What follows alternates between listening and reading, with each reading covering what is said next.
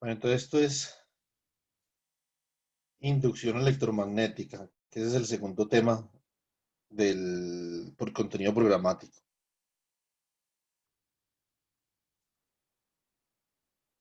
Y posiblemente, después de ver la inducción electromagnética, entonces ya comenzamos con los campos en la materia el jueves. No estoy seguro si alcancemos, pero tenemos que darnos prisa porque ya llevamos una semana por detrás.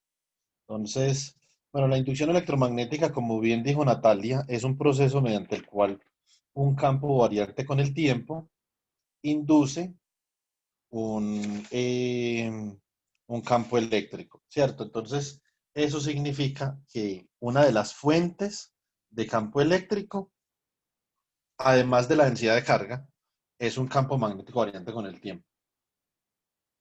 Entonces, eso es esencialmente lo que eso quiere decir, ¿cierto? Bueno, eh, en ese orden de ideas,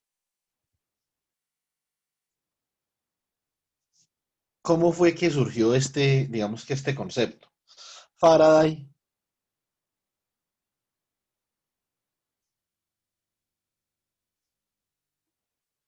Michael Faraday, no recuerdo bien la época, creo que fue 1831, pero esto queda para verificar. Entonces él pensaba una cosa, ¿qué sabíamos ya en el momento, digamos, sobre la simetría de las ecuaciones bueno, las ecuaciones de Maxwell no, por ejemplo, la ley de Ampère. Entonces, ley circuital de Ampère, ¿cierto? Esto lo vimos en electrodinámica 1, pero esto es importante retomarlo. Entonces, en electrodinámica 1 nosotros demostramos que la integral de línea sobre una trayectoria cerrada gamma del producto punto entre el campo, entre la inducción magnética y el diferencial de línea sobre esa trayectoria cerrada era igual a mu sub 0 por la corriente encerrada por esa trayectoria cerrada. Algo parecido como a la ley de Gauss para el campo eléctrico, ¿cierto? Entonces, por ejemplo, si yo por aquí tengo una corriente que está circulando, si yo encierro esta corriente por una trayectoria gamma, encierro esta corriente así con esta trayectoria. Entonces el campo magnético sobre esa trayectoria va a circular alrededor de la corriente. Eso es lo que esta ecuación está diciendo, ¿cierto? Entonces, esencialmente,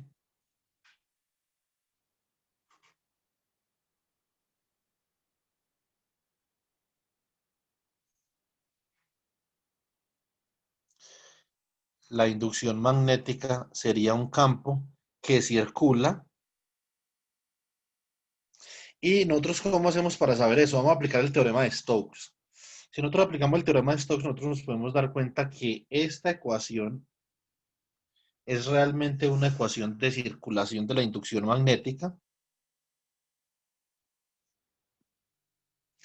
y que la fuente de circulación es la corriente encerrada por esa trayectoria gamma. Entonces, si nosotros aplicamos el teorema de Stokes, este teorema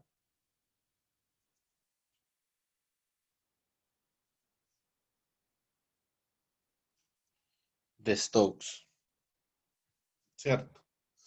Entonces, ¿cómo hacemos nosotros ahí con el teorema de Stokes? Mm, la integral de línea sobre una trayectoria cerrada gamma de un campo vectorial f.dl es igual a la integral sobre una superficie abierta. Eso es importante, abierta, no se les olvide de eso. No es como el teorema de Gauss que es cerrada, esta es una superficie abierta. Del rotacional de F, punto diferencial de área de esa superficie. Vamos a hacer un dibujo de esto para tener una claridad más cabal sobre lo que eso significa. Entonces, si yo tengo una trayectoria cerrada gamma, esa trayectoria cerrada define sobre ella un diferencial de línea, ¿cierto?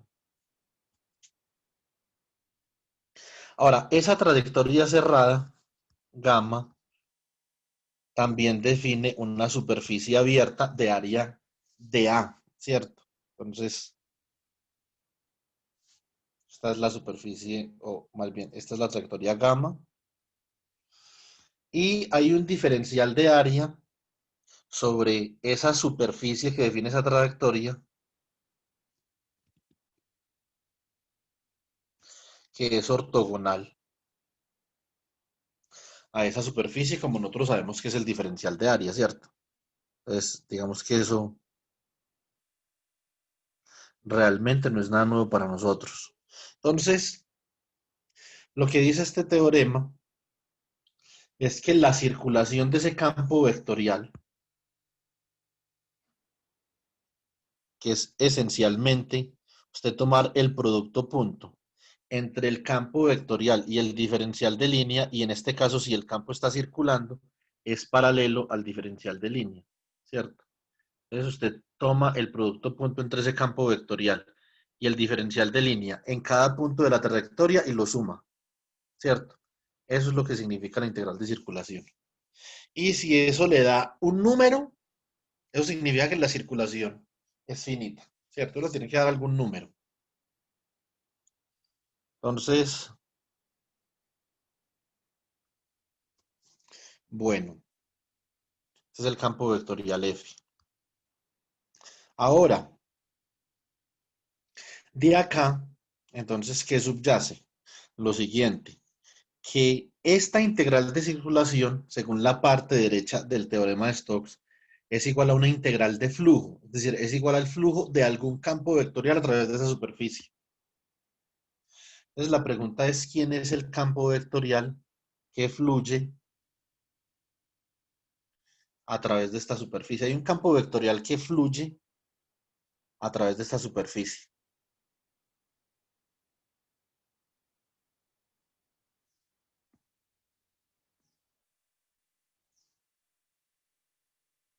Ese campo vectorial que fluye a través de esa superficie es realmente el rotacional de F, ¿cierto? Entonces, ese es el campo, la integral de circulación es igual al flujo del rotacional sobre esa superficie. Eso es lo que dice este teorema. Y ese teorema va a ser supremamente útil en varios aspectos que vamos a ver en electrodinámica 2.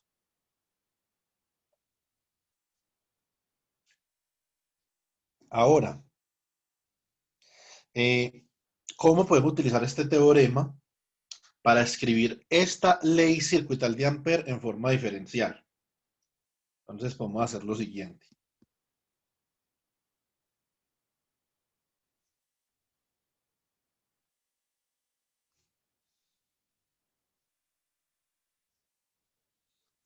Ley circuital de Ampère en forma diferencial.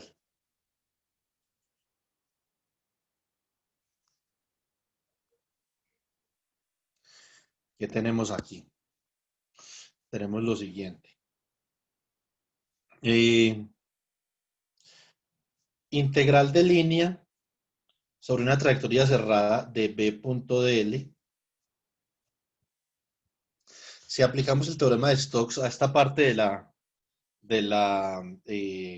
ley circuital de Ampère en forma integral, entonces obtenemos que esto es igual a la integral sobre una superficie abierta del rotacional de la inducción magnética punto diferencial de área. Y esto ahorita habíamos visto que era igual a mu sub 0 por la corriente encerrada por esa superficie S, pues, ¿cierto? O la corriente que circulaba por esa superficie S y que estaba encerrada por la trayectoria gamma. Ahora, bueno, si volvemos acá, entonces esta de acá sería esa superficie S por donde circula la corriente o a través de la cual está circulando la corriente, ¿cierto? Es que esto bien podría ser como un cilindro por donde circula la corriente, ¿sí o no?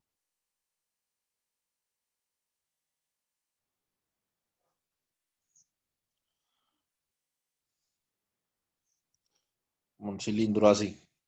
Y simplemente cogemos una trayectoria cerrada que está incluida dentro de ese cilindro o inclusive está inscrita dentro del cilindro o está por fuera del cilindro. Entonces eso no importa. Ya vamos a ver un ejemplo de eso. Entonces, cuando nosotros recordamos algo y es lo siguiente. Recordamos que la densidad de corriente, o más bien la corriente, que esto lo vimos a final del semestre pasado en electrodinámica, la corriente la puedo expresar como la integral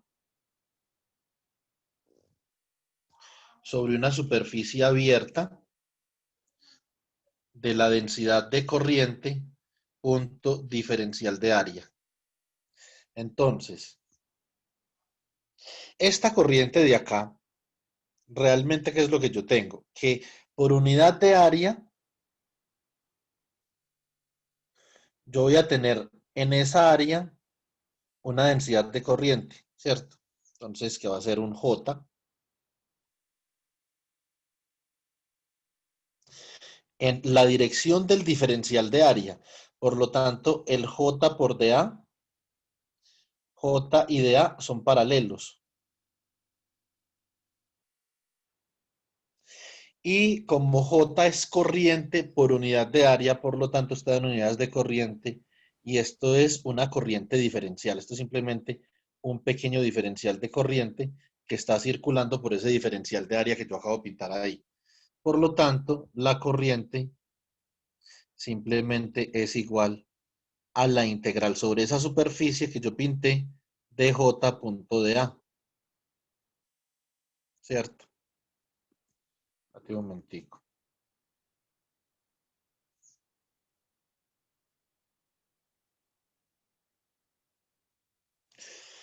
Entonces, si utilizamos esa definición acá, nosotros podemos decir que esto sencillamente es mu sub 0, o podemos introducir el mu sub 0 dentro de la integral, nos queda mu sub 0 J punto de A sobre S.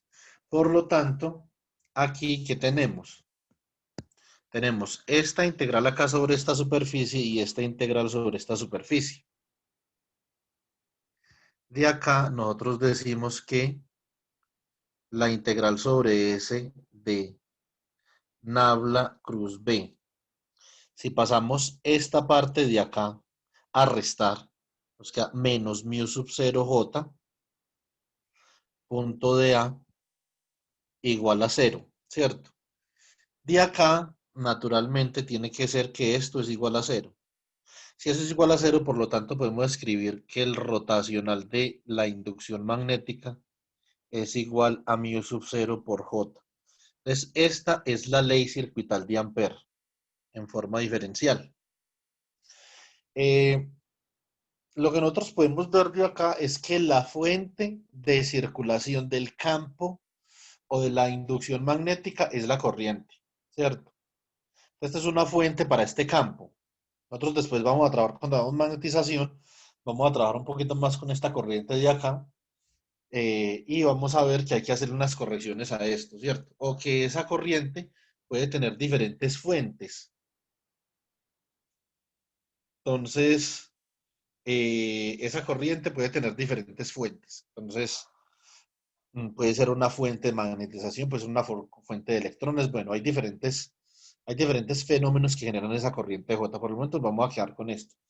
Ahora, eh, del curso pasado de electrodinámica, nosotros habíamos visto una aplicacióncita de este teorema o de esta ley, que es la ley circuital de Ampère. Entonces vamos a ver si calculamos un campo, una inducción magnética, utilizando la ley circuital de Ampère.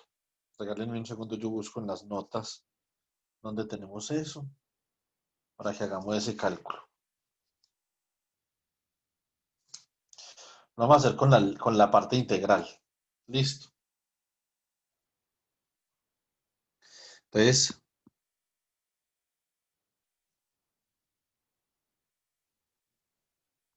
aplicación de la ley circuital de Ampère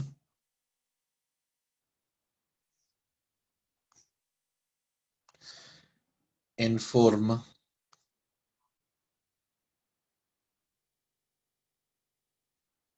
integral. Entonces, ¿qué tenemos acá? Tenemos un cilindro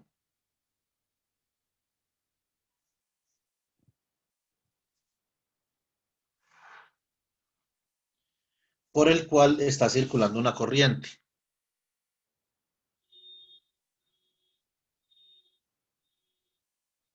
Nosotros ya de la ley de Biot-Savart, esto lo podemos hacer con Biot-Savart sin ningún problema. Lo que pasa es que, así como nosotros no queremos utilizar la ley de Coulomb en el caso eléctrico, sino que queremos utilizar la ley de Gauss cuando hay simetría, porque es más fácil, lo mismo acá. Cuando hay simetría, utilizamos la ley circuital de Ampère y no utilizamos la ley de Biot-Savart, ¿cierto? Porque pues, ¿para qué se va a complicar uno ahí necesariamente? Entonces, eh, ¿qué hacemos? Por acá, este cilindro es un cilindro de radio A. Y por ese cilindro está circulando una corriente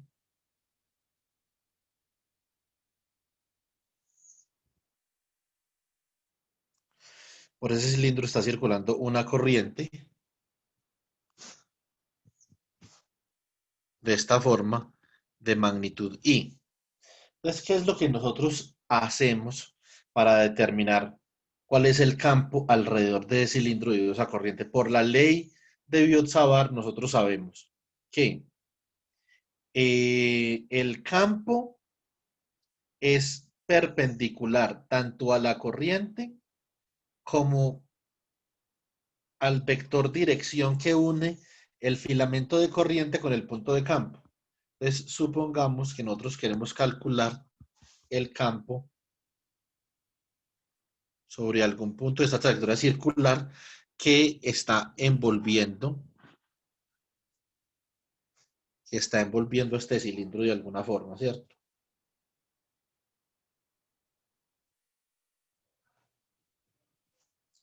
Entonces, lo que nos dice la ley de Biot-Savart, si nosotros escribimos por acá la ley de Biot-Savart a un ladito, que es B es igual a mu sub 0 sobre 4pi integral de línea de la corriente por el diferencial de línea que va en la dirección de la corriente cruz AR sobre la distancia al cuadrado. Entonces, ¿qué distancia es esa? Es esta de acá. Si este es el diferencial de línea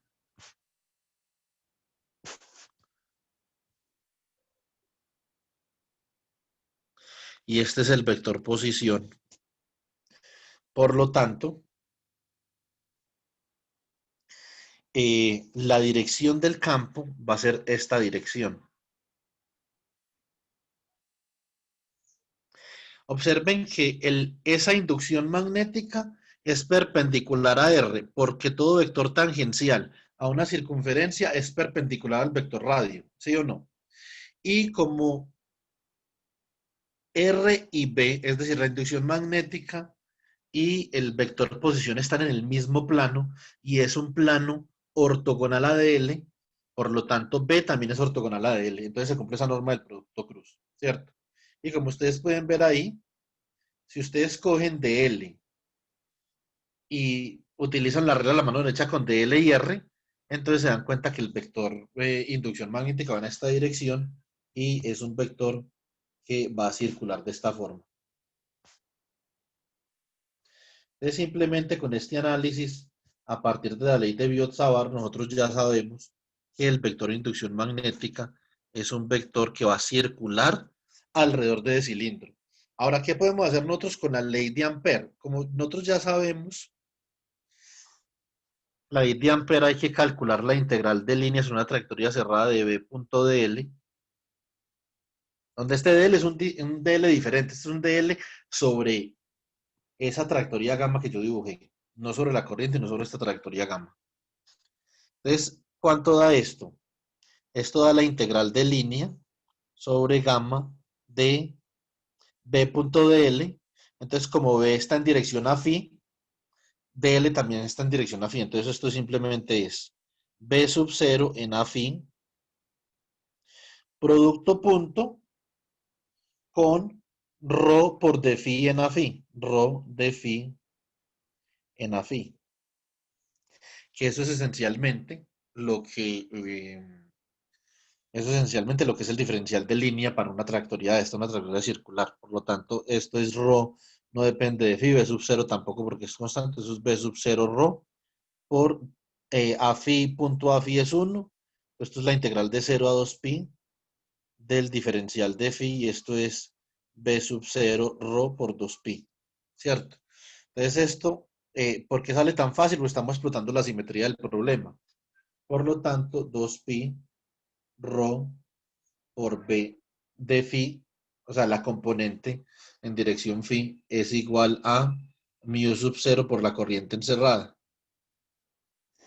De acá nosotros obtenemos que B sub phi es igual a mu sub 0 por la corriente encerrada sobre 2 pi rho.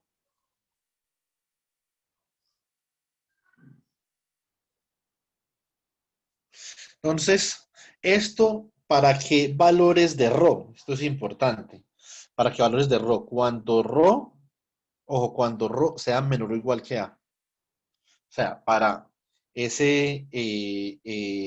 perdón, para cuando rho sea mayor o igual que a, es decir, cuando la trayectoria gamma esté, digamos que, rodeando el cilindro. Ahora, ¿qué pasa si la trayectoria gamma está dentro del cilindro? Ese sería otro caso, la trayectoria gamma está acá dentro del cilindro. Entonces, eso sería para rho menor que a. Ya vamos a ver qué pasa ahí. Entonces, esto es para rho mayor o igual que a, ¿cierto? Ahora, para rho menor o igual que a. Para rho igual a, esas dos ecuaciones tienen que coincidir, ¿cierto? Tiene que haber continuidad del campo. Entonces vamos a ver. ¿Qué pasa en ese otro caso? En ese otro caso, la cosa cambia ligeramente, pero digamos tampoco tanto. Nosotros podemos decir lo siguiente.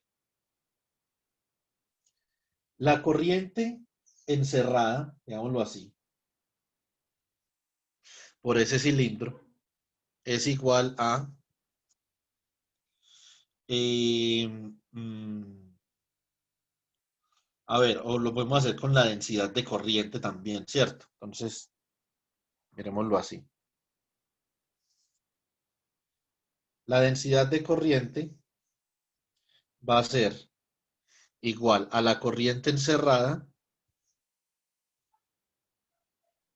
sobre el área, ¿cierto? Entonces, ¿cuánto es el área de ese cilindro? El área de ese cilindro es pi al cuadrado, ¿cierto? Entonces, eso es esencialmente lo que nosotros tenemos. Ah, no, esta es la corriente total, perdón, esta sería la corriente total del cilindro, no la encerrada, sino la total. La corriente total, J, sería igual a la corriente total sobre pi al cuadrado. Pero como la densidad de corriente va a ser constante, dependiendo del área, entonces esto también sería igual a la corriente encerrada sobre el área el área de la trayectoria gamma que yo estoy utilizando para encerrar la corriente, que es pi rho cuadrado. Y acá nosotros podemos decir lo siguiente o sacar la siguiente conclusión. Si dividimos por i ambos lados y multiplicamos por pi rho cuadrado ambos lados, decimos que la corriente encerrada es ahí como pi rho cuadrado es a pi a cuadrado, ¿cierto? Entonces, esto es como una reglita de tres que sacamos ahí, sabiendo que la densidad de corriente no cambia. Lo que cambia es el área, ¿cierto? Y entre más área, pues mayor corriente, naturalmente. Entonces, de acá, lo que nosotros podemos hacer es que podemos expresar Ahí encerrada, que es la corriente que aparece en la ley circuital de Ampère, en términos de la corriente total que circula por el cilindro, que en el caso anterior era igual a la corriente encerrada, ¿cierto? O sea, en este caso, I encerrada era igual a la corriente total que circula por el cilindro, porque la trayectoria está por fuera del cilindro. La trayectoria, la corriente total de ese cilindro es igual a la corriente que encierra toda trayectoria. En este caso, no. En este caso, solamente parte de la corriente va a circular por la trayectoria en morado, solamente parte. Hay otra que va a quedar por fuera. Entonces, de acá nosotros podemos decir que I encerrada, en este caso, es igual ¿a quién? Es igual a, se cancela pi con pi, por lo tanto queda la corriente total que multiplica a ρ cuadrado sobre a cuadrado, ¿cierto? Nosotros vamos a reemplazar esta corriente encerrada ahí, ya en este caso. Entonces, ¿qué nos queda? Nos queda lo siguiente, que B sub phi de ρ es igual a mu sub 0, ¿cierto? Sobre 2 pi ρ, que multiplica la corriente encerrada, que es la corriente total, por ρ al cuadrado dividido a al cuadrado. Y esto es igual a, se cancela este cuadrado con este ρ, nos queda mu sub 0 por ρ por I sobre 2pi al cuadrado. Es decir, siempre y cuando se esté adentro del cilindro, la inducción magnética en algún punto ρ va a ser proporcional a ρ, ¿cierto? Entonces ya vamos a hacer un gráfico. Por lo tanto, B sub phi de ρ queda de esta forma. Queda igual a mu sub 0i sobre 2 pi ρ para ρ mayor o igual a A. Y mu sub 0 ρ i sobre 2 pi a cuadrado para ρ menor o igual que A, ¿cierto? Entonces en una, ustedes pueden ver que la inducción magnética varía como 1 sobre ρ y en la otra ustedes pueden ver que la inducción magnética varía proporcional a ρ, ¿cierto? Entonces son dos variaciones diferentes si usted está dentro o por fuera del cilindro. Si nosotros hacemos el gráfico de la inducción magnética, entonces obtenemos lo siguiente. Esto es B sub phi de ρ y esto es ρ.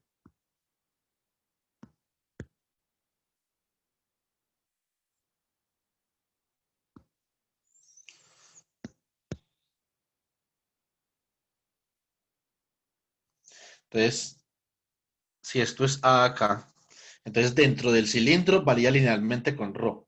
Y por fuera del cilindro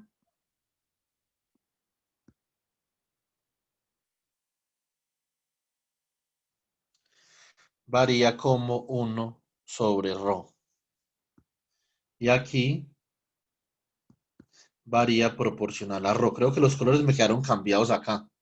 Sí, me quedaron cambiados los colores. Pero bueno, no importa. Ustedes ahí entienden más o menos la cosa. Entonces, esta es la gráfica de la inducción magnética. Nosotros la podemos hallar así de esa forma, utilizando, utilizando la ley circuital de Ampère.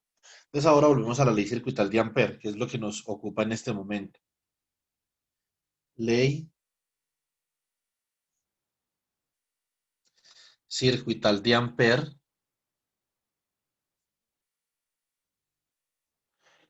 en forma diferencial. Entonces, a lo que llegó Ampère es a que el rotacional de B era igual a mu sub 0 por J. ¿Eso qué significa? Eso lo que significa es que la corriente eléctrica es una fuente de campo magnético, ¿cierto? Entonces, ¿qué pensó ¿Qué pensó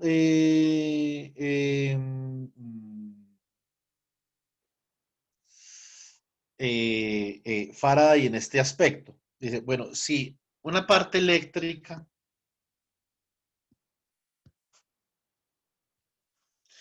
es una fuente de circulación para el campo magnético o para la inducción magnética,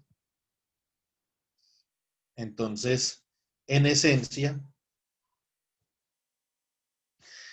por simetría, porque la física se rige por la simetría, nosotros también podemos argumentar que el magnetismo puede ser una fuente para para la circulación de un campo eléctrico, ¿cierto? Entonces lo que Faraday pensaba, que debe haber una simetría acá. Entonces Faraday pensaba que debe existir alguna condición de forma tal que el rotacional del campo eléctrico sea diferente de cero. Que esto es lo que nosotros teníamos hasta la parte de electrostática, ¿cierto? Entonces, pero ahora, digamos que la situación cambia un poquito.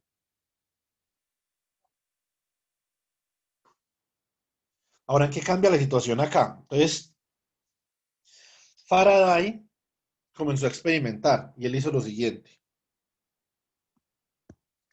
Tenía un circuito por acá,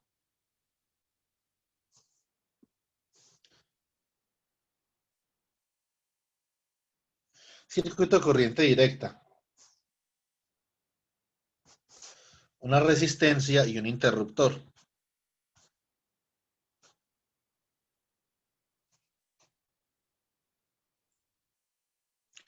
Un circuito bien sencillo. Y al lado de este circuito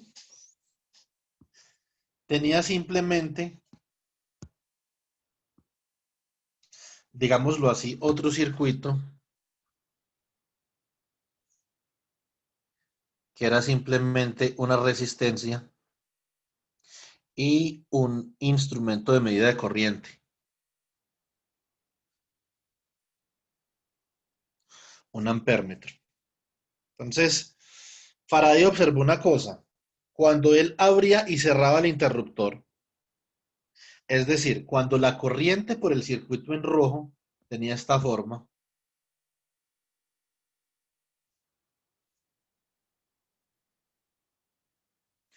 esto es en el tiempo,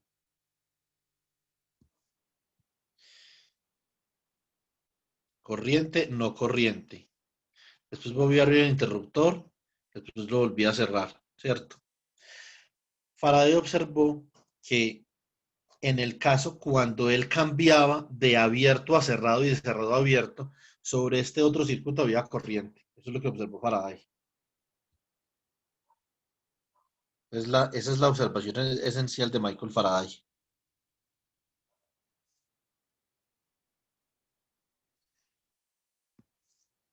Entonces, por ejemplo, acá había corriente, llegaba a cero, ¿cierto? Y después volví a ver, bueno, realmente en ese caso la corriente venía como así, ¿cierto? Entonces, después cuando pasaba de alto a bajo, entonces la corriente volvía a ser así. A ver.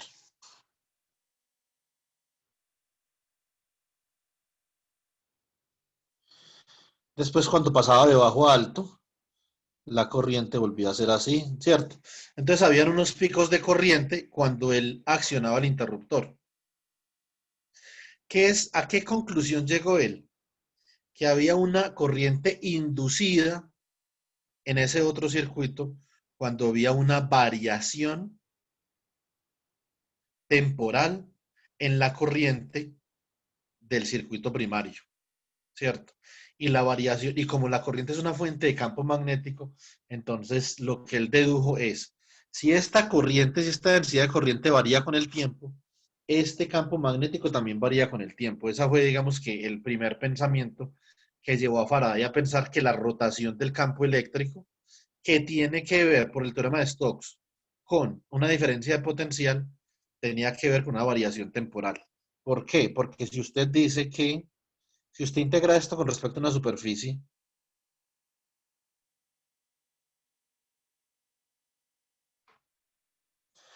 esto le da la integral de línea en una trayectoria cerrada que describe la superficie de punto de L. Y nosotros sabemos que esto es igual a menos una diferencia de potencial, ¿cierto? Entonces, él dijo, bueno, entonces si hay circulación, tiene que ser por una variación temporal de un campo magnético y eso induce una diferencia de potencial en el circuito secundario de forma tal que hay corriente en algunos momentos. Entonces,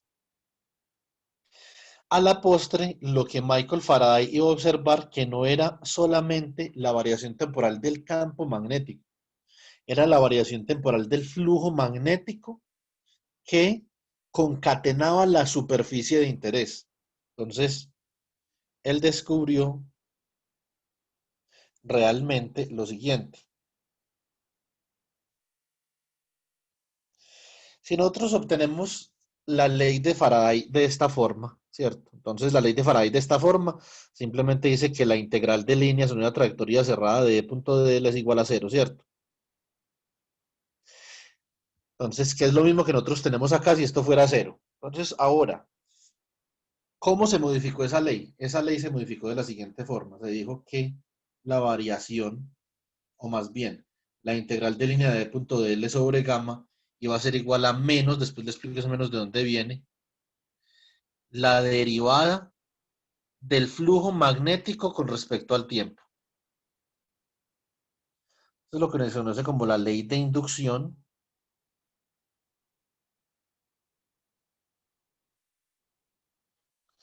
de Faraday-Lenz. Lenz lo que hizo fue poner el signo a eso, ¿cierto? Entonces, ahora, ¿qué tenemos aquí? Nosotros podemos decir que el flujo magnético es igual a la integral sobre una superficie S. Ojo, esto es muy importante. Si se los pregunto en el quiz, dame cuidado. Nosotros habíamos visto, yo creo que es mejor que esto lo expliquemos con despacio. Nosotros habíamos visto que la ley de Gauss en forma integral decía que la integral sobre una superficie cerrada del campo magnético o la inducción magnética a punto de A era igual a cero. Sobre una superficie cerrada. Porque si nosotros teníamos por acá un imancito y teníamos acá un norte y acá un sur y dibujábamos las líneas de campo alrededor de ese imancito,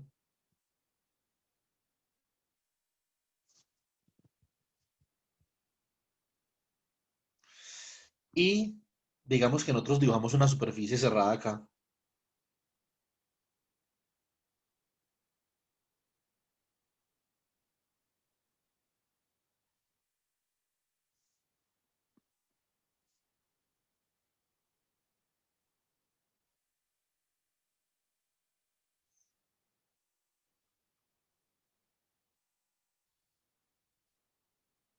Las líneas que entran a esa superficie son igual a las líneas que salen de esa superficie. Ahora, distinto sería en este circuito, si por este circuito de acá, digamos que esa era trayectoria de corriente define una trayectoria cerrada, y por acá circulan unas líneas de campo. Esas líneas de campo que están circulando a través del circuito están circulando a través de una superficie abierta. Listo. Entonces eso es importante. Entonces, ahora, este flujo magnético es un flujo magnético sobre una superficie abierta. Listo.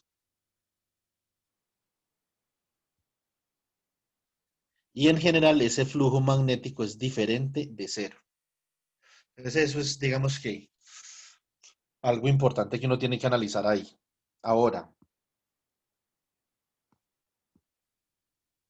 si nosotros hacemos eso, entonces podemos decir que la integral sobre una trayectoria cerrada gamma de E punto de L igual a menos la derivada con respecto al tiempo del flujo magnético Esto es igual a menos la derivada con respecto al tiempo de la integral sobre una superficie abierta S de B punto de A. Si utilizamos Stokes acá, entonces esta parte de acá como nos queda. Si utilizamos Stokes, esta parte de acá nos queda la integral sobre una superficie abierta del rotacional del campo eléctrico punto de A igual a esta parte de acá. Como el área es independiente del tiempo, entonces simplemente decimos que esto es menos la integral sobre S. ¿De quién? De la derivada de B con respecto a T punto de A. La próxima clase vamos a ver que hay en algunas ocasiones donde esto hay que derivarlo con respecto al tiempo al área también.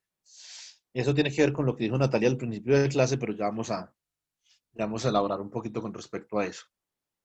Entonces, de acá, como tenemos dos integrales de superficie, pasamos la integral de superficie para el lado derecho y quedamos que la integral sobre una superficie abierta del rotacional de E más la derivada del campo o de la inducción magnética con respecto al tiempo,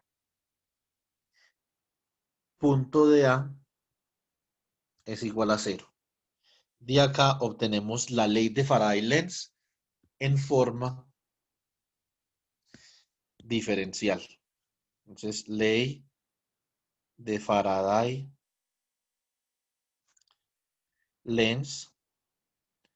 en forma diferencial. Rotacional de E es igual a la menos derivada de B con respecto al tiempo. Entonces, ahora, digamos que no solamente, uno tiene que mirar cuál es el origen de esto. Entonces, esa puede ser otra pregunta del quiz. No solamente el rotacional de E cambia debido a que haya un campo magnético variante con el tiempo. Eso es importante. ¿De qué otra forma puede pasar esto? También cuando el área por donde la que está circulando el flujo está cambiando con el tiempo. Supongamos que el campo magnético, la inducción magnética no cambia con el tiempo, pero el área sí. Es decir, la derivada con respecto a t de la integral sobre S de B punto de A. Esto realmente, dentro de la perspectiva de la ley de Faraday, tiene una connotación mucho más profunda de lo que uno puede ver simplemente desde esta expresión. La connotación realmente es que la rotación del campo eléctrico que produce un FEM inducido en un circuito externo o una fuerza electromotriz inducida por la variación del flujo magnético se puede deber a dos fenómenos. Esto es igual a la integral sobre S de la derivada de B con respecto al tiempo, punto de A, más la integral sobre S, ojo acá, S de T. Es decir, cuando hay una variación en la superficie que está describiendo el área por donde circula el flujo magnético, B punto derivada de A de T con respecto al tiempo. Entonces, realmente lo que nos está mostrando esta ecuación es que la rotación del campo eléctrico, tomamos que esta es nuestra trayectoria que define a S. La rotación, la forma como rota el campo eléctrico a través de esta trayectoria, en esencia lo que hace es, en esa trayectoria, está generando una fuerza electromotriz de tal forma que las cargas en esa trayectoria se comienzan a mover, o sea que hay una corriente inducida. Ya vamos a hablar de eso en un segundo. Entonces, esto tiene dos orígenes, si este es el campo eléctrico que está circulando. Un origen es que haya una variación temporal del campo magnético o de la inducción magnética que genera el flujo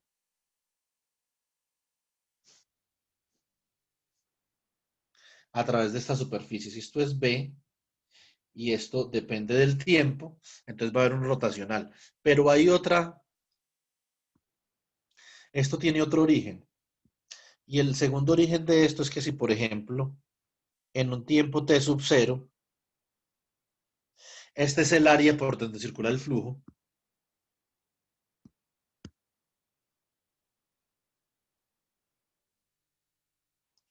después en un tiempo t sub 0 más delta t, esta puede ser el área por donde circula el flujo. Es decir, cuando hay una variación en el área por donde circula el flujo, también hay una circulación inducida del campo eléctrico.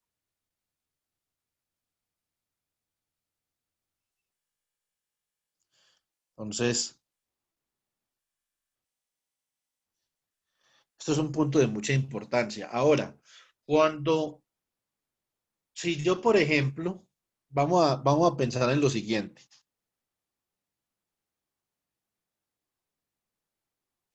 Este ejemplo lo vamos a ver con más detenimiento la próxima clase. Supongamos que yo aquí tengo una espira metálica de esta forma.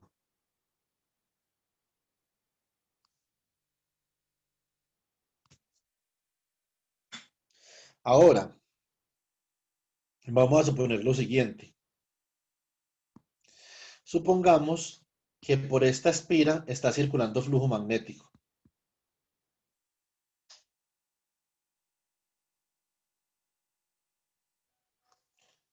O sea, por aquí hay unas líneas de flujo que están circulando por esta espira. Y supongamos que esta espira tiene unas dimensiones de L y digamos que estas dimensiones de acá son delta X, ¿cierto? Ahora vamos a suponer lo siguiente. Supongamos que esta parte de la espira es móvil y se puede desplazar.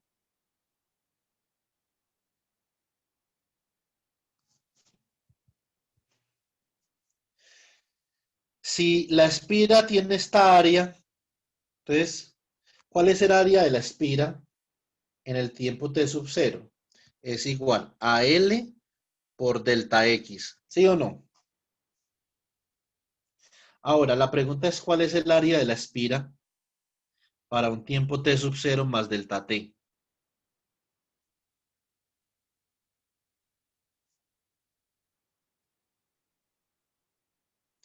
Entonces resulta que esta parte de la espira, digamos entre el punto P y el punto Q, se está desplazando a una velocidad v. V, velocidad de desplazamiento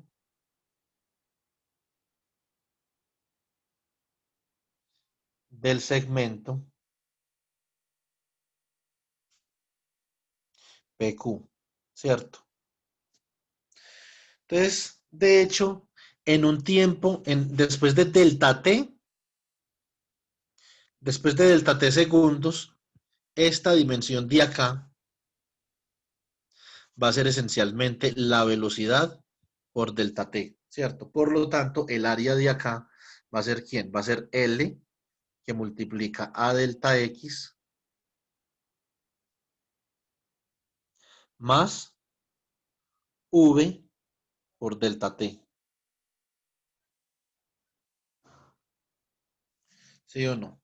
Entonces, y acá ya después yo puedo decir que la derivada del área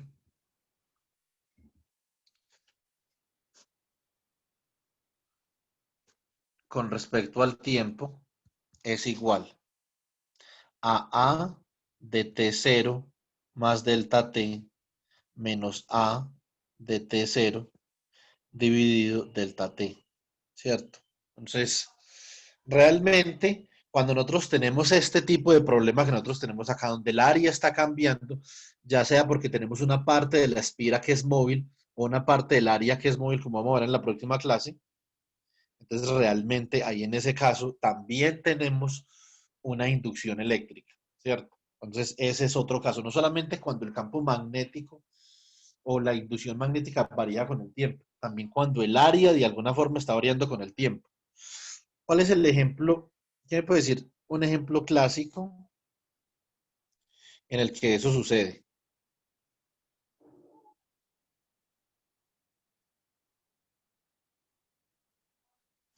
Cuando el área de algo cambia con el tiempo.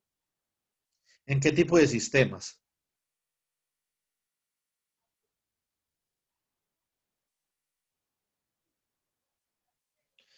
Hay un ejemplo muy conocido. Usted no le enseñaron eso en electromagnetismo.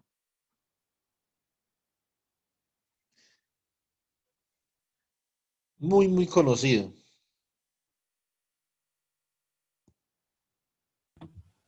Ah, profe, estoy recordando, pero nada, no me acuerdo. A ver, usted tiene acá un norte y usted tiene acá un sur, ¿cierto? Y resulta que entre ese norte y ese sur,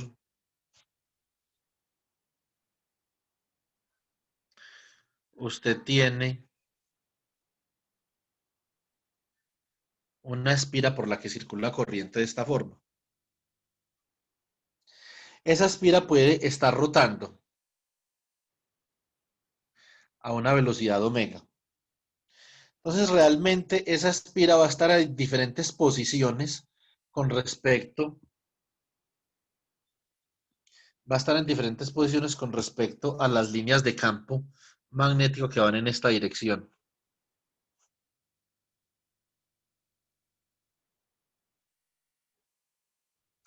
que van entre el norte y el sur.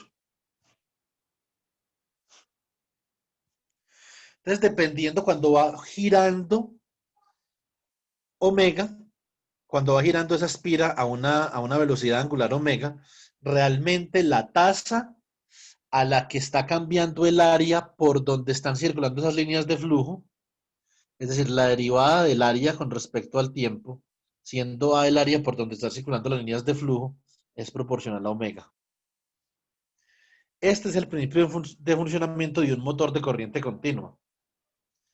¿Por qué en un motor de corriente continua o un generador de corriente continua también, porque el motor y el generador son la misma cosa, porque se forma aquí una polaridad más menos? Porque de hecho, cuando usted gira esta espira, el cambio en el cambio de esa área, o digamos que la derivada del flujo magnético debido a la derivada del área por donde están circulando las líneas de flujo, entonces induce una fuerza electromotriz. Bueno, se me fue la imagen.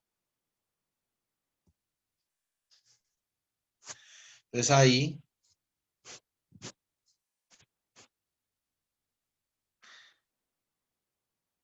la derivada de B con respecto al tiempo que acá, digamos que sucede, o la derivada del flujo con respecto al tiempo que acá tiene que ver es en esencia con la derivada del área, induce una fuerza electromotriz entre esos dos terminales debido a la rotación de esta espira. O sea, la rotación de esta espira, que es la que causa el cambio del área, es la que induce más o menos entre esos terminales. Y por eso la rotación, en este caso, digamos que la energía mecánica está induciendo energía eléctrica en este sistema. Eso se llama un generador. Y tiene el efecto contrario también. Si usted no está rotando, pero polariza esto con una corriente y por acá comienza a circular una corriente, ¿sí o no? Entonces esa corriente va a hacer que esto rote. Y ese es el efecto motor. Entonces eso es digamos que una aplicación importante de la ley de inducción de Faraday. Bueno, vamos a ver si hacemos un ejemplo con esto. Julio Mario, ya que usted llegó, necesito comentarle una cosa sobre el quiz. Sí, profe, sí, señor. Lo voy a ser claro con esto.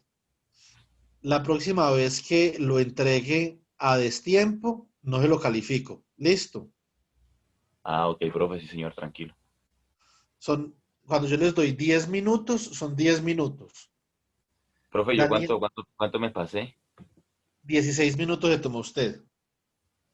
Eh, profe, qué pena, no. Pero sí, sí tiene razón, profe, disculpe. Entonces, por favor, sean, digamos que puntuales con la entrega de eso. Eh, mm, Daniel también lo entregó, Daniel lo entregó a los 9 minutos, pero pues no me pasó de los 10 minutos, entonces no le dije nada porque pues no me pasó de los 10 minutos. Pero entonces, por favor, tengan eso presente. Listo. Bueno, profe, sí, Eh, señor. mm, Hay unos ejemplos que uno pudiera hacer. Una cosa, digamos que una cosa importante, hay dos cosas que yo quisiera que ustedes aprendieran de esta ley de inducción. Entonces, ¿qué es lo primero? Lo primero es aprender naturalmente a solucionar problemas con la ley de inducción, ¿cierto? Entonces, eso es, digamos que una cosa. Entonces, lo segundo es aprender también, digamos, qué tipo de sistemas o qué pasa, por ejemplo, cuando yo tengo un sistema cuya área está cambiando por la cual está circulando flujo, A, B, o qué pasa cuando yo tengo un sistema simplemente que el campo magnético o la inducción magnética varían de forma temporal por cualquier motivo, por lo que sea. Pueden haber varios motivos, puede ser porque sea una radiación electromagnética, haya luz, un campo láser, lo que sea, ¿cierto? Entonces, son dos escenarios en los que nosotros tenemos inducción electromagnética, ¿cierto? Entonces, tenemos que aprender a a diferenciar los escenarios, cuando es un escenario debido a que hay una variación temporal del campo o cuando hay un escenario donde la variación del flujo magnético se debe a la variación temporal del área. Entonces, digamos que ahí tenemos las dos situaciones. Entonces, ahora vamos a ver una cosa. ¿Cómo podemos colocar nosotros en práctica esta ley usando un ejemplo numérico? Como para que uno, digamos, tenga eso presente. Entonces, de la siguiente forma. Nosotros tenemos un producto cruz. ¿Cómo se calcula un producto cruz? Si yo quiero calcular el producto cruz entre A y B, ¿qué hago?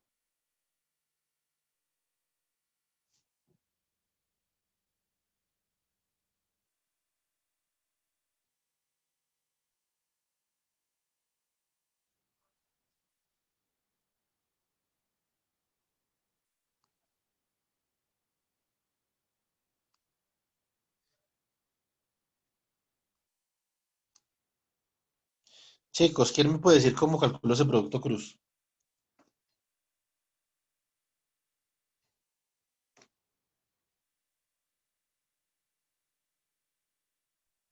Trazando el determinante S de I, J, K y se Muy escribe, bien.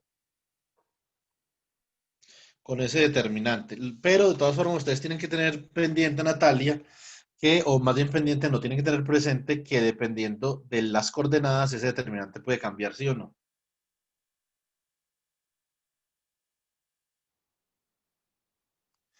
Entonces, si esto es en coordenadas cartesianas, colocamos IJK, aquí colocamos AX, AY y AZ,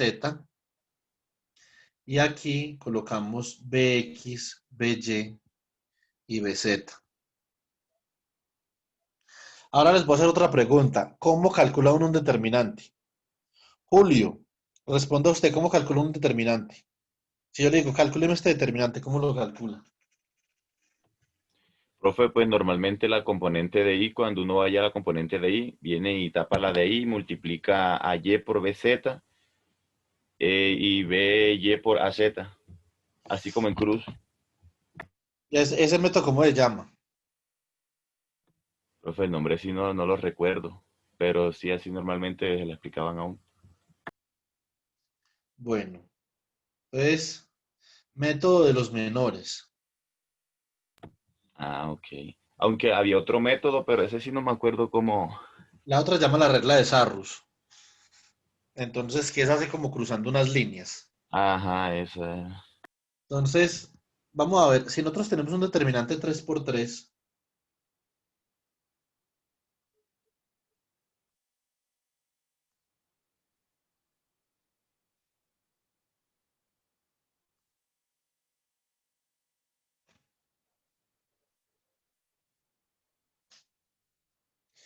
entonces, ¿cómo evaluamos esto?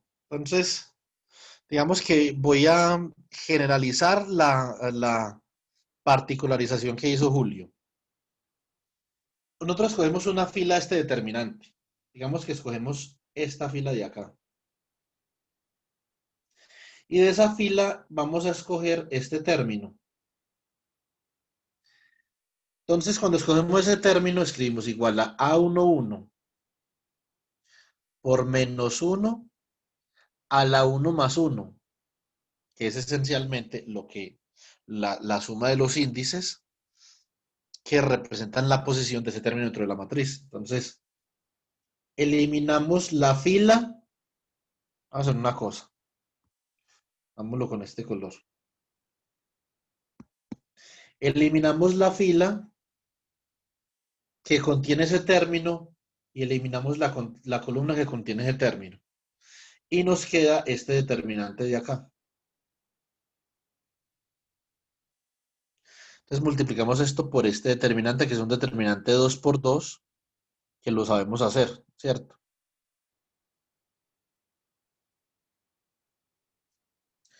Entonces, ahora, esto para el primer término. Vamos a hacer eso para el segundo término también.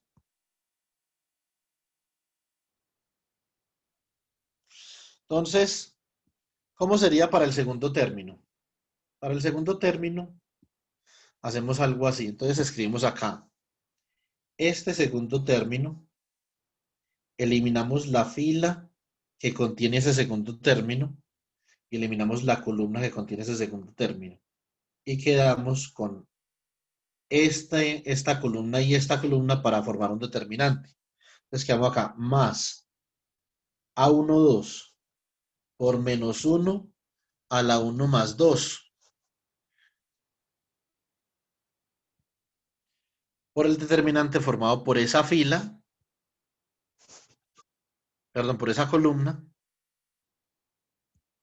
y por esta otra columna.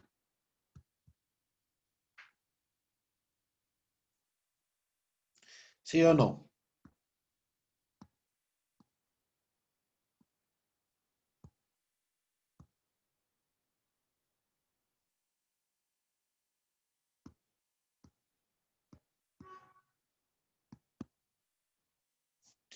Entonces, ahora hacemos lo mismo con el último término.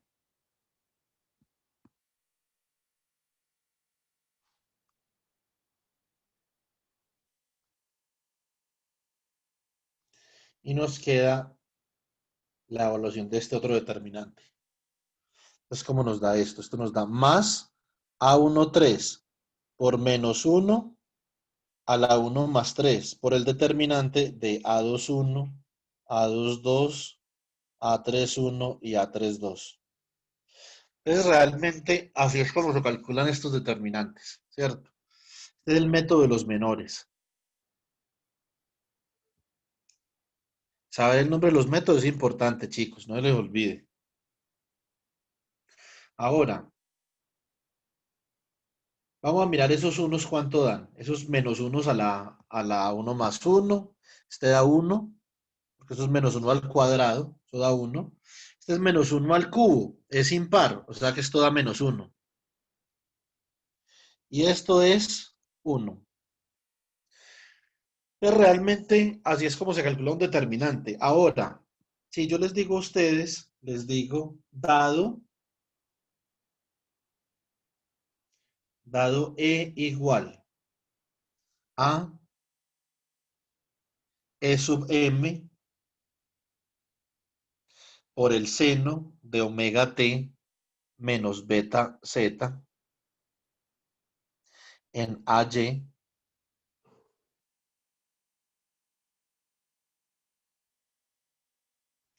HB de T. Esto es un E de T. Entonces, no solamente nosotros vamos a demostrar que la variación de un campo magnético o del flujo magnético induce un campo eléctrico, sino que también en ese orden de ideas la variación del campo eléctrico también induce uno magnético. Es decir, hay una reciprocidad. Hay una reciprocidad entre la parte eléctrica y la parte magnética y la parte magnética y la parte eléctrica. ¿Cierto? Entonces, ¿qué hacemos nosotros? Vamos a utilizar la ley de Faraday. Y vamos a decir que, o más bien, vamos a evaluar este rotacional. Colocamos aquí, en vez de IJK, utilicemos AX, AY y AZ.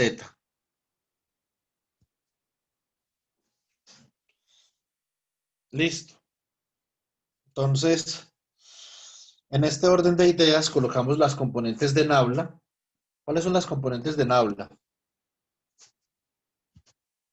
D de X, D de Y D de Z. ¿Y cuáles son las componentes de E?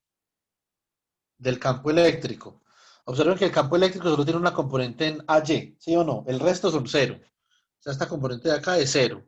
Esta componente de acá es cero. Y esta simplemente es EY de T. ¿Sí o no? Ahora, ¿cuánto vale este determinante entonces? Ese determinante, curiosamente, vamos a ver una cosa. EY de T solo depende de Z, ¿cierto?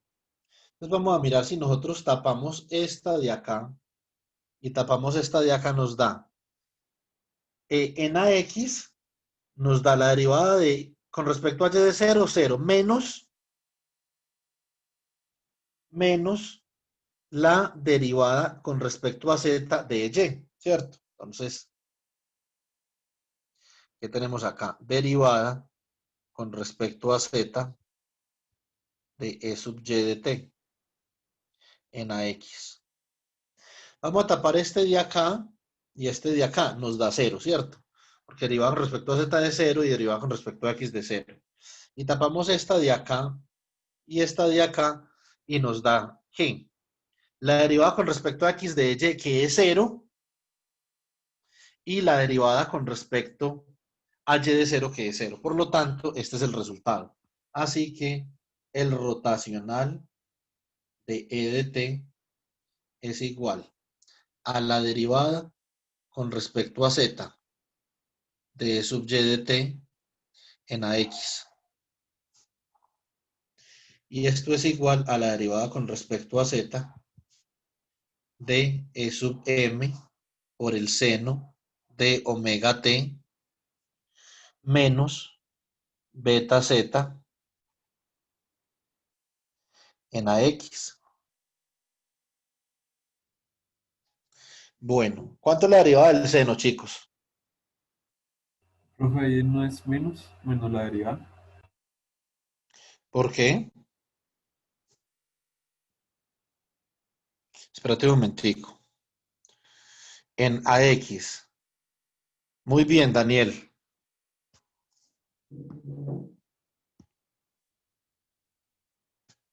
Menos, muy bien. Entonces la derivada del seno es el coseno. Y la derivada con respecto a Z de la interna es menos beta, ¿cierto? Por lo tanto, esto es menos beta por EM por el coseno de omega T menos BZ en AX. Esto es beta EM coseno de omega T menos BZ en AX. Y esto tiene que ser igual a ¿qué, chicos? Esto es igual a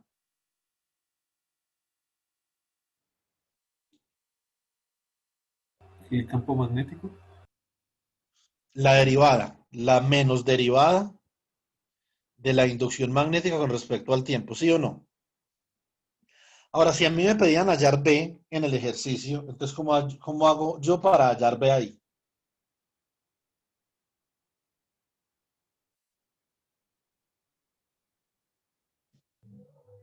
Integrando respecto al tiempo. Otro lado. Integrando con respecto al tiempo. Muy bien. ¿Qué iba a decir usted, Natalia?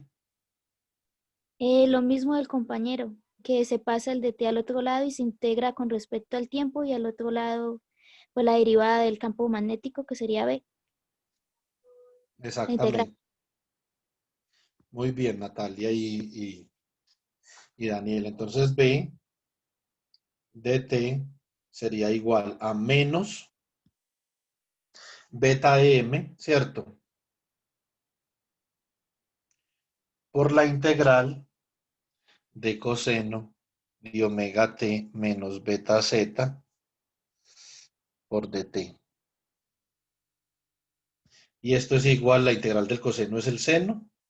O sea, esto es menos beta M sobre omega por el seno, ¿cierto? De omega T menos beta Z en AX. ¿Qué podemos ver nosotros de acá? Nosotros podemos ver una cosa. Como nosotros habíamos visto la clase pasada, se cumple una relación fundamental. Que si el campo eléctrico está en AY, el campo magnético está en AX. O sea, ¿son qué? Perpendiculares, ortogonales. Son ortogonales, muy bien. Vamos a dibujarlos, a ver cómo se verían. Voy a dibujar el eje X acá. Voy a dibujar el eje Z acá. Simplemente los voy a hacer así por, digamos, simplicidad del gráfico. Y voy a dibujar el eje Y acá. Ya les voy a explicar por qué. Esto no es ningún problema, porque ustedes pueden ver aquí que AX cruza Y da a Z. AY cruza Z da a X. Y AZ cruza X da a Y. Entonces, digamos que el orden de los ejes está perfectamente bien ubicado teniendo en cuenta las relaciones de reciprocidad del producto cruz. Entonces ahora vamos a dibujar el campo magnético o la inducción magnética que hemos hallado. La inducción magnética que hemos hallado nosotros está en el plano ¿qué? Está en la dirección X, el campo magnético está en la dirección X, pero se propaga en la dirección Z, ¿sí o no? O sea que sería como algo así.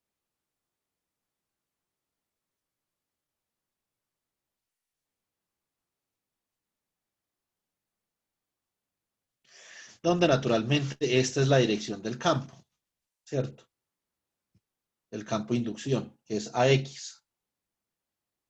Y la dirección del campo eléctrico era AY, esta de acá. Y que acá podemos ver que son ortogonales y que se propagan en una dirección ortogonal. ¿Sí o no? Como nosotros habíamos dicho. ¿Qué era lo importante de el AX? En este caso no, en este caso AY cruza X. ¿Sí o no? Entonces, queda determinada la dirección de propagación, que eso fue lo que vimos en la clase pasada. Entonces ahora vamos a dibujar el campo eléctrico, que es un seno también, lo que pasa es que tiene diferente amplitud. ¿Cierto? Multiplicado ahí por B sobre omega, beta sobre omega.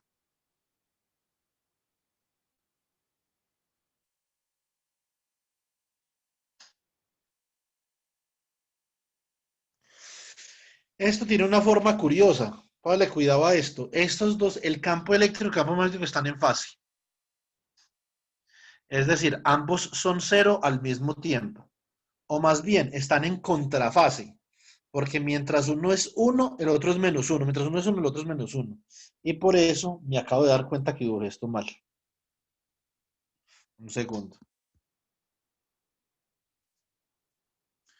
Entonces, mientras el campo magnético es uno, entonces el campo eléctrico ha de ser menos uno. Ahora sí.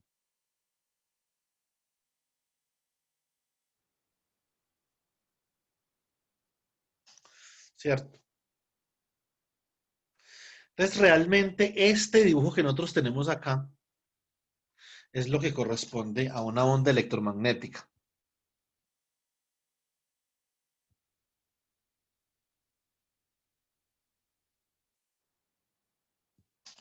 Lo que pasa es que solo a partir de la ley de Faraday nosotros no podemos llegar a la onda electromagnética. Tenemos que hacer algo más para llegar a la onda electromagnética, ¿cierto? Tenemos que hacer algo sobre lo que vimos hoy, que era la ley circuital de Ampère.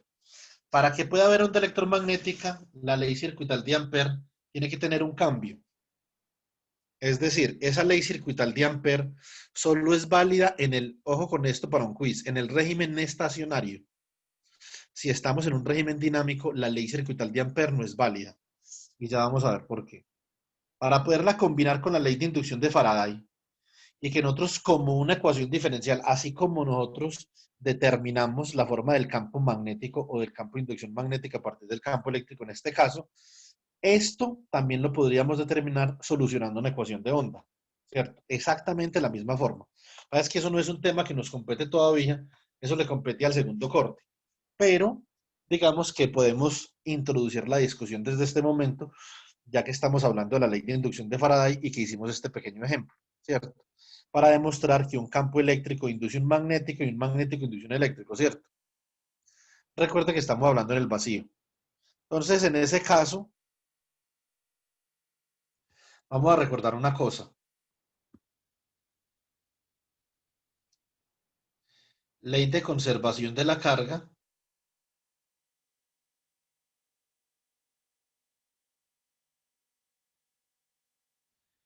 y la ecuación de continuidad.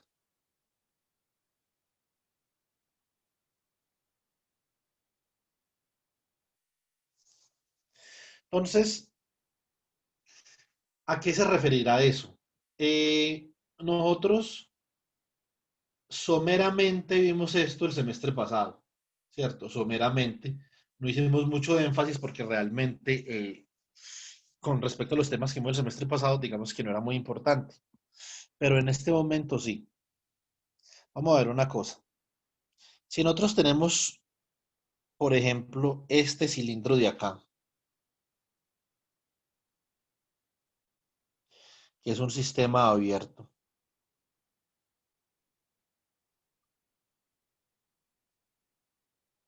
por donde está circulando corriente.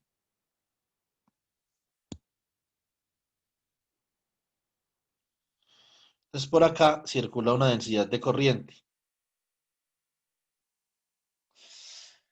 Entonces digamos que nosotros vamos a considerar un diferencial de área, que es este de acá, que es igual a este diferencial de área de acá. Un diferencial de área perpendicular a la superficie sobre la cual está definido. Bueno, entonces vamos a hacer un análisis. La corriente que circula por acá, ojo a esto, la corriente que circula por acá debe de tener una relación con la cantidad de carga que haya dentro de ese volumen. ¿Sí o no? Entonces, cuando yo digo que está ahí circulando corriente a través de ese volumen, yo estoy diciendo que a ese volumen está entrando y está saliendo corriente. ¿Sí? Está entrando y está saliendo carga.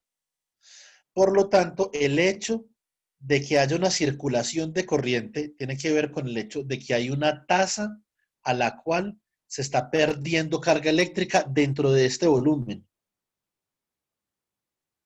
Digamos que nosotros escogemos este volumen de acá. En este volumen hay una tasa a la cual se está perdiendo carga eléctrica, ¿cierto? La tasa a la cual se está perdiendo carga eléctrica en ese volumen debe ser igual a la tasa a la cual se está extrayendo carga eléctrica en ese volumen, ¿cierto? Por lo tanto, si nosotros decimos menos de Q sub 0 de T, es decir, la tasa a la cual se está perdiendo carga en ese volumen debe ser igual a la tasa a la cual se está ganando carga en otro lado, ¿cierto? Entonces, por ejemplo, en un volumen por acá.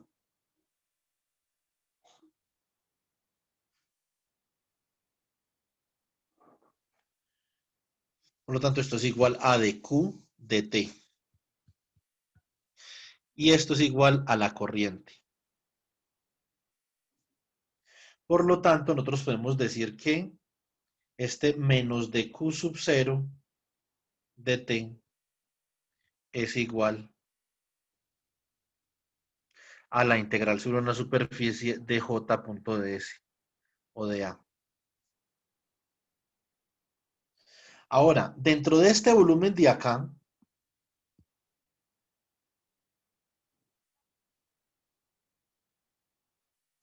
en términos de la densidad de carga, ¿cómo puedo yo expresar esa carga Q sub 0?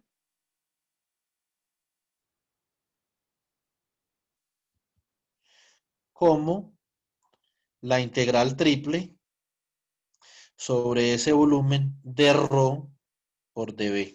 ¿Sí o no? En este orden de ideas, menos de Q sub 0 con respecto al tiempo es igual a menos la integral triple sobre ese volumen de la derivada de la densidad de carga con respecto al tiempo,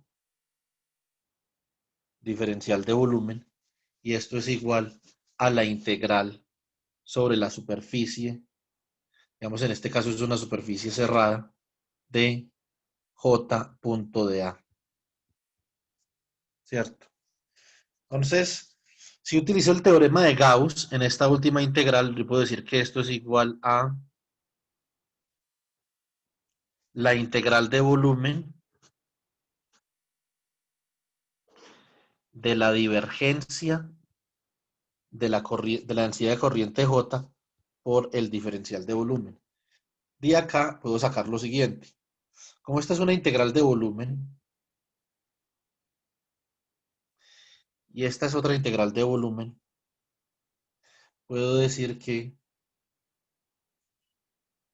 la menos integral de volumen de la derivada de ρ con respecto a t por dB, coloquémosla así, una derivada parcial, es igual a la integral de volumen de la divergencia de la densidad de corriente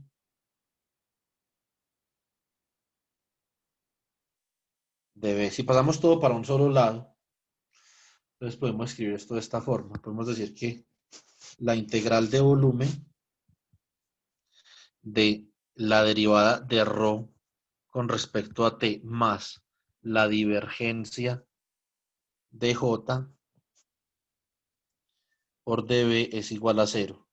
De acá obtengo lo siguiente. Obtengo que de ρ de t más la divergencia de j es igual a 0. ¿Cierto? Esto es lo que se conoce como la ecuación de continuidad.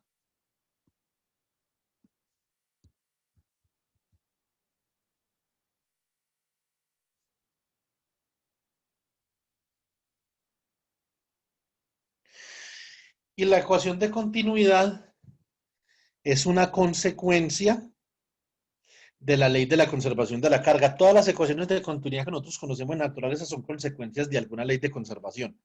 En este caso, esta es la ecuación de continuidad para la densidad de carga, la densidad volumétrica de carga, y está relacionada con la ley de la conservación de la carga.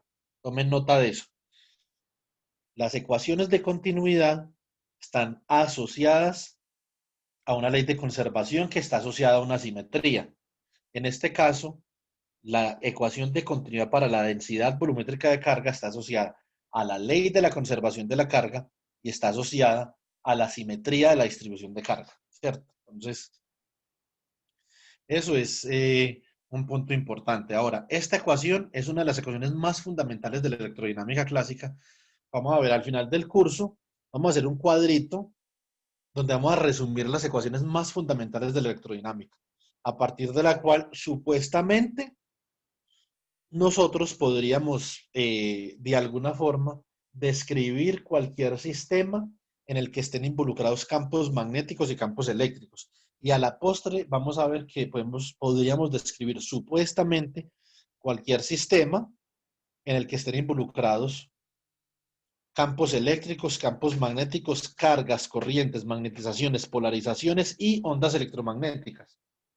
Pero como vimos el día de ayer en mecánica cuántica, los que están en mecánica cuántica, el efecto fotoeléctrico, por ejemplo, no lo podemos describir con estas ecuaciones, porque estas ecuaciones describen la luz como una onda, como acabamos de ver acá. Y el efecto fotoeléctrico requiere que la luz no sea una onda, sino que sea una cuasipartícula que llamamos fotón, ¿cierto? Entonces, realmente no siempre, no en todos los límites podemos describir todo lo que tenga campos eléctricos, magnéticos, polarizaciones, magnetizaciones, cargas y corrientes en términos de las ecuaciones fundamentales de electrodinámica, pero casi siempre, ¿cierto? Es decir, en un muy buen porcentaje de situaciones lo podemos describir. Ya habría que mirar a ver cuáles son los límites energéticos, temporales y espaciales en los que estas teorías son válidas.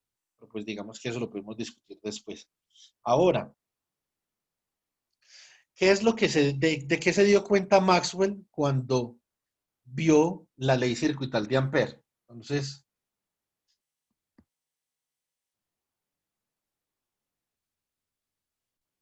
retomando la ley circuital de Ampère,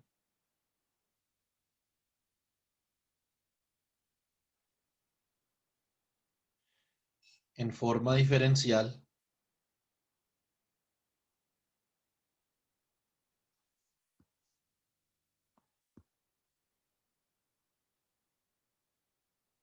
el rotacional de B es igual a mu sub 0 por J. ¿Qué vamos a hacer acá? Vamos a coger y vamos a sacar la divergencia. Vamos a sacar la divergencia en ambos lados de esta ecuación. Entonces,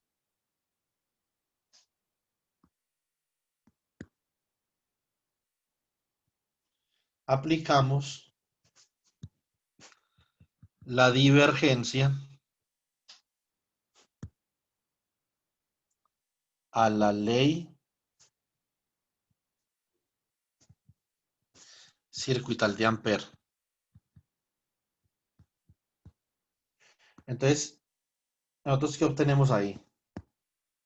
Obtenemos que la divergencia del rotacional de B, recuerden que la divergencia del rotacional de un campo vectorial siempre es igual a 0.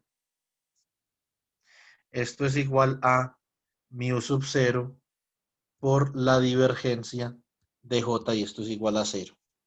De aquí obtenemos que la divergencia de la densidad de corriente es igual a 0.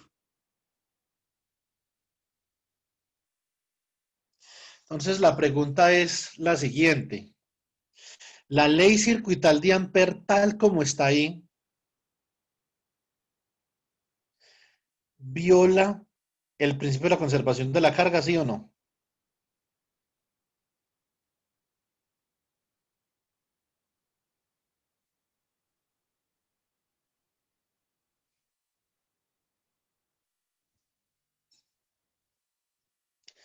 ¿Sí o no y por qué?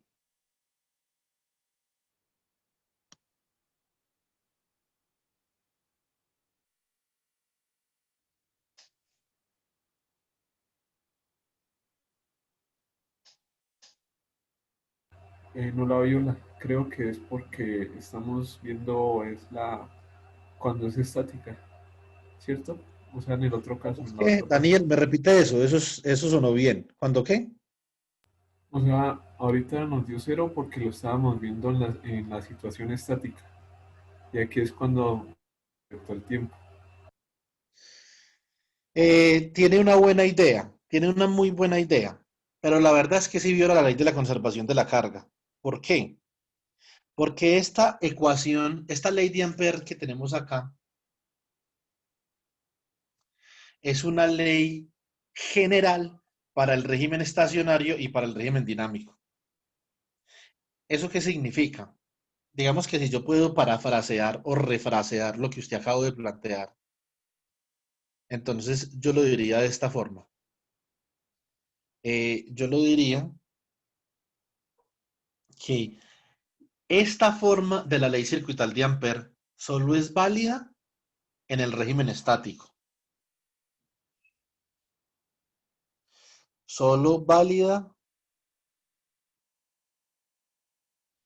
en el régimen estático.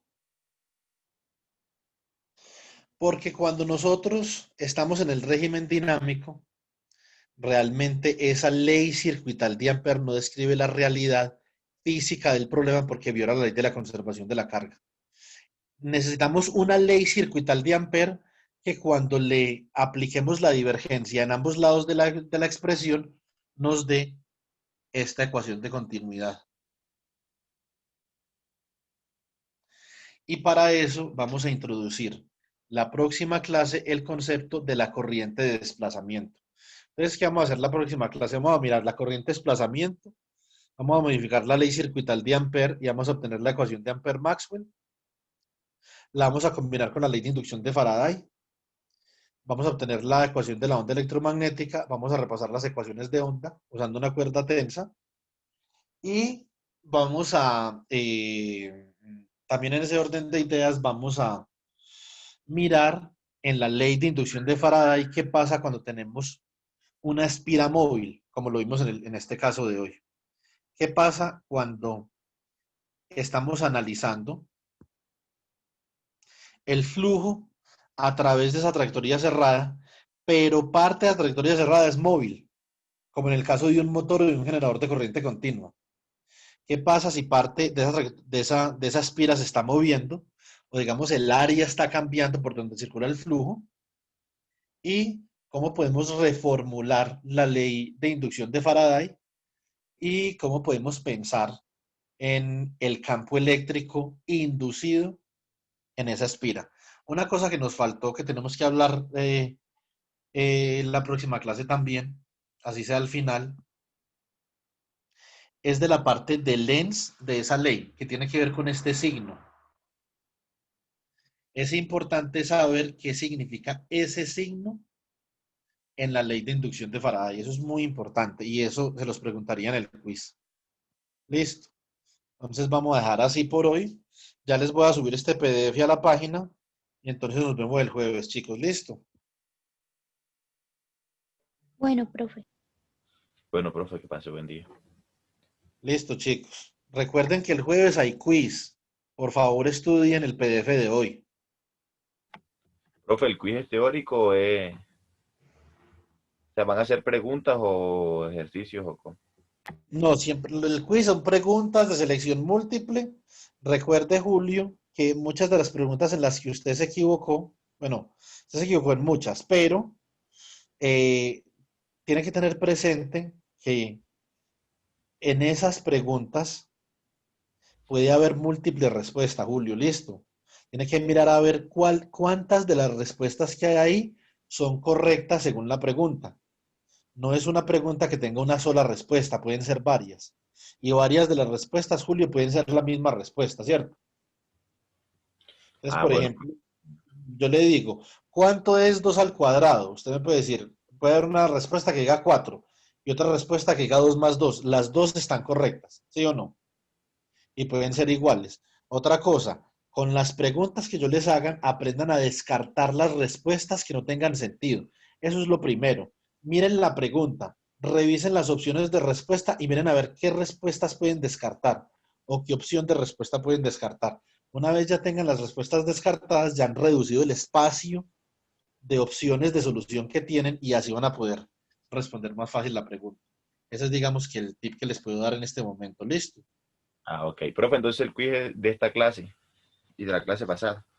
No, el quiz es de esta clase y de la que viene, Ah, es que a final de clase, listo, profe, bueno. sobre la ley de inducción de Faraday. Ah, bueno, profe, sí, señor. No, imagínese que a mí lo del quiz fue porque yo vi varias que eran la primera. Entonces yo me dejé llevar ahí por el tiempo y las marqué las que las había cambiado, pero no, no importa. Ya para la próxima ahí.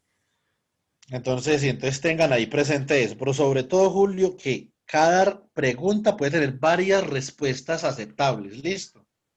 Y para que le quede buena la pregunta, las tiene que marcar todas. Listo.